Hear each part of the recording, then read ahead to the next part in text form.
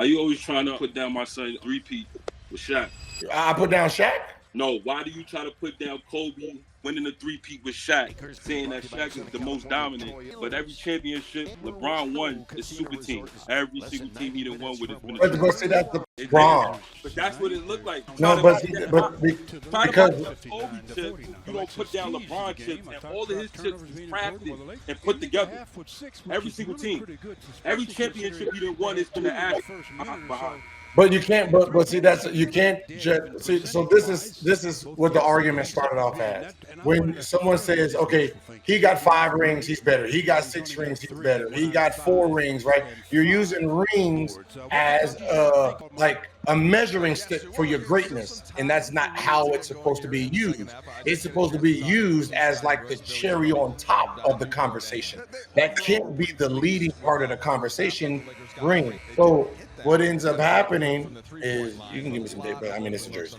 But the conversation is, well, if you're gonna use rings, you gotta use them in the correct way. You gotta use who were they when they won them, right?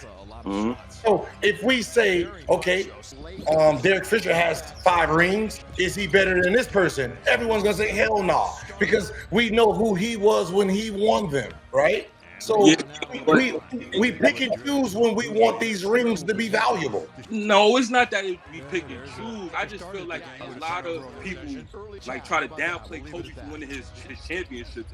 But when the play breaks down, Shaq is the first person to tell you if the play breaks down, I'm looking for number 8, the Afro. I'm not looking for Dirk. I'm not looking for Robert Ory. I'm not looking for Rick Fox. I'm looking for number 8. Okay, don't get offended this. When Batman can't find his car, who does he call?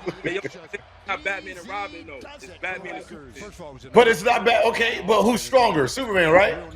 He is, but Batman is just a regular dude with a whole bunch of gadgets. Batman is the student of the game, though. But again, Batman is Batman when he's like, you got to think about it. There's always a pecking order with everything.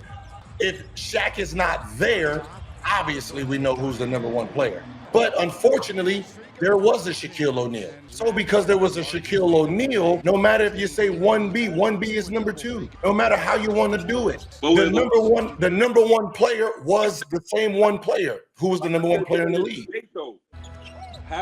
If we talking number 2, LeBron was the number 2 before, and he lost in the finals with Dallas. Who was number 2? LeBron was number 2 during that finals when they played. No, Dallas. that's not. No, that's like you're going from.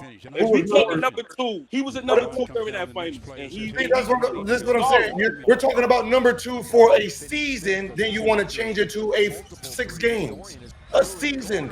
The Shaq was the number 1 player in the whole NBA. So you're saying LeBron James was number 2 in these 6 games because they defended him well. You can't use that as an argument. You can't say, oh, Dwayne Wade was number for 82 games and half the playoffs, and then these 6 games he was number 1. Ha, LeBron James. He's number 1 because they shut him down. So the number 2 option picked up the slack. That's what makes a great number 2 valuable. That he can go and turn into number 1 when number 1 is down. That is the point of it. You can't win a championship without a great number 2. So there's no knock on number 2, and then there's number 2s that turn into number 1s. That's the type of talent. But at that moment in time when Kobe was 21, remember that he went number 1 and then went back to back. Even the years when he didn't have no team, he was taking Phoenix, number 1 seed, number 2 season, almost beating them. But you know he had Chris Mim and Kwame Brown and stuff like that. You know he never orchestrated teams. He played through everything. That's the thing. I just don't feel like I get Kobe his credit. I feel like ever since he died, it's just because he already had. See, Kobe already had the things everybody's looking for. He got it at an early age. Kobe is better than Bron. You on what I'm saying is Kobe had the championships at 21, 20, and 22 years old. What he did not have is what every young player gets early: the MVPs, the scoring titles. That's what he wanted. So he's like, I got 3 rings now. I don't need that. I need to catch Michael Jordan in these scoring titles. So get rid of Shaq. That's how that started, because he was tired of being option 2. I don't think it was get rid of him because of the scoring titles. I think he got rid of. I'm in the NBA. wasn't doing what he was supposed to body-wise and like he wasn't. I'm playing. I'm there in real time. The problem was, and at the end of the 2001-2002 season, he felt he should have been more credited for what happened, right? He killed the Spurs. And, you know, the diehard Kobe fans, well, that's the championship. That's, you know, the Western Conference Finals was the championship that year. And he should have won MVP because of that. So that's what you use. So he felt the same way. So what happened was, going into the 0-2-3 season, he was challenging all of them for the number one option spot. What happened was, Shaq missed the beginning of that season, and Kobe was the number one option, and he never gave it up, right? So when Shaq got back, Kobe, I'm number one. Following year, when they brought in Karl Malone and Gary Payton, I'm the number one option. If you listen to some of the Lakers, they thought Shaq, they would have won their fourth championship if Shaq was still number one option in that 2003 season. But unfortunately, it didn't happen. Kobe took over, and at that point, Kobe was like, I don't need to win anymore. I want to get something that puts me, I need to show people who I really am. And that's what happened. So you get rid of Shaq, get rid of Phil Jackson, because Phil Jackson is team-oriented, and I need to show people, I need to unleash all of me. It's like James Harden in OKC. He goes to Houston so you can see exactly who he is. And once he did that, now it's back to winning. This is what I need, get rid of this person. So that usually don't happen. There's only a few people that won at an early age, right? You got Cole, you got Magic, you got, you know, I can't even say Tim Duncan because Tim Duncan was 22 when he came in. But, you know, Kobe and Magic Johnson, guys who won at, you know, that 19, 20-year-old age, you know? So for Kobe to be the next Michael Jordan, he needs scoring titles. So that's what he was after. He didn't really care about the winning, you know? So it's hard. It's just look at the team he had and they traded Shaq.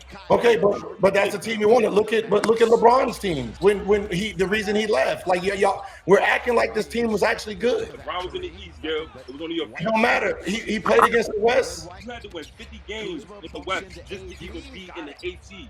In the East, one he had to win about 45 games. But he was on the Wizards. Y'all was only winning like 45 games. But he didn't win 45 games. He won more than that. Yeah, he did in a weak Eastern Conference. Okay, but what did he do against the West? What did he do? He went to the. Okay, now I like.